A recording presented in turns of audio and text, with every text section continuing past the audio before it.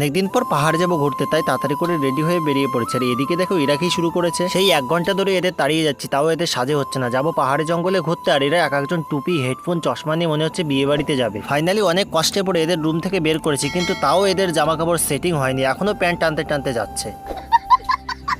এরপর হাঁটতে হাঁটতে বাজারে চলে এসে, আর বাজারে এসে দেখো এরা দুজনে মারামারি শুরু করে দিয়েছে আইসক্রিম খাওয়া খাই নিয়ে। যা হোক, মারামারি করে আইসক্রিম কিনে নিল, আর এই আইসক্রিম খেতে খেতেই আমরা পাহাড়ের দিকে রওনা দিলাম। ফাইনালি 1.5 কিলোমিটার হাঁটার পর আমরা পাহাড়ের রাস্তায় পৌঁছে গেলাম।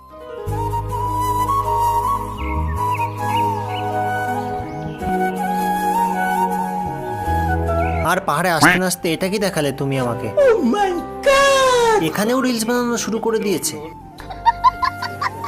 এরপর তাড়াতাড়ি করে সব থেকে উঁচু পাহাড়ের উপরে উঠে গেলাম, আর উঠেই খুব সুন্দর একটা মন্দির দেখতে পেলাম, তবে এটা কি ঠাকুর ছিল আমার জানা ছিল না। এরপর পাহাড়ের উপর থেকে চারিপাশের ভিউটা দেখলাম, আর এতটা সুন্দর লাগছিল কি বলবো।